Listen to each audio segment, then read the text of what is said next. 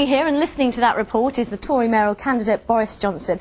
Mr Johnson, let me ask you, let's pick up on that point first. If you were mayor flying the flag for London, would you do that at great expense to Londoners? I certainly think it is right to have a great effort to get business from India, and I certainly wouldn't want to be remotely parochial or little Englander or little Londoner. I think you should be internationalist. I do think people are entitled to ask whether you'd need a 85-strong retinue to do it, like some, medieval monarch.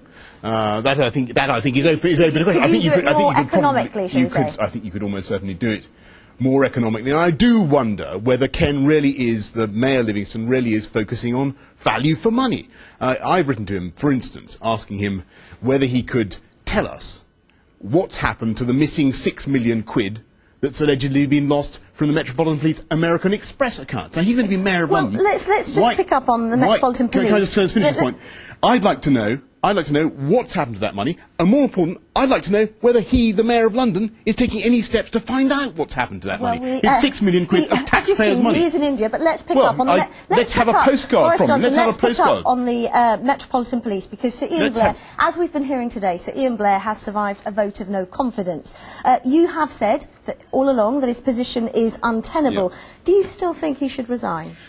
I do think it's very, very weird that you have a guy who is shot in Stockwell Tube and the whole Metropolitan Police is blamed. It said that there are systemic failures, and yet nobody actually in the end carries the can. And I do think... Are you saying he should carry the can? I do think the top guy's got to carry the can. You've seen it happen with the England football manager, Stephen Curry. You've seen it happen to the guy who did the disaster with the HMRC, losing everybody's data, 25 million people. And I think in the end, if something as big as that goes wrong, I think the public does expect someone to carry it out. Well, the man at the centre of it, Sir Ian Blair, says this is all over, and therefore the arguments should stop. He's won a vote of confidence.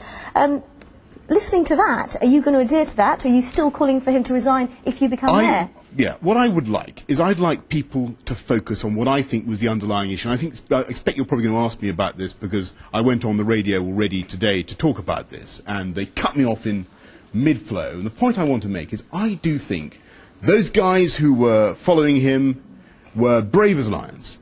The people who were surveying Jean-Charles de Menezes in the run-up to his tragic shooting. But what I do wonder, can I just finish this point? Let's explain to the viewers so they know what you're talking about here. On the radio today, you did imply, I quote you, you said, I think the real reason Jean-Charles got killed was not just because the police were too trigger-happy, but you could argue they were. Yeah. Are those your words? Let me explain. Yeah, they are. Let me explain what I think went wrong.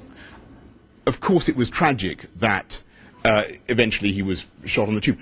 And I think the real reason for that, which nobody has focused on with sufficient clarity, is that for the whole period throughout which he was being surveyed by those very brave officers, they weren't allowed by their procedures to do the elementary commonsensical thing and establish who he was. You're talking about the health and safety laws. That's right. And I think a lot of people will wonder why Sir Ian Blair hasn't got to grips with that particular aspect of it. Why was he allowed, can I ask, why was he allowed onto 2 buses? Why was he allowed down the tube, so putting the public at even greater risk? Let's return. I know you've glossed over those words, but saying that the police were too trigger-happy. I haven't glossed over anything. That will resonate with a police force that, as the mayor, you're going to have to work with, and a Met Chief that you're going to have to work with.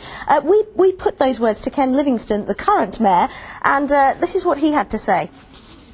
It's actually quite insulting. Those men had to take a life and death decision. They can't tap someone on the shoulder and say, are you a suicide bomber? It reveals both, I think, a lack of care for the people that if he was mayor, he's responsible for, but also, I think, a contempt for all our intelligence. Oh, rubbish. Absolute rubbish. I think the mayor there reveals a contempt for the facts and a contempt, by the way, for what I said. I think that it's perfectly clear that Jean-Charles de Menezes died as a result of many, many tragic errors. But amongst them, and I think they should have the humility to accept this, amongst those errors was a pure, blind adherence to health and safety procedures which prevented good, brave policemen from pursuing commonsensical policing that they wanted to pursue. Okay. Okay? Boris Johnson, I'm afraid we really have to leave it there. Thank you very much indeed for joining us. We'd love to, but we have run out of time. Thank you. Thank you, Riz. Thank you.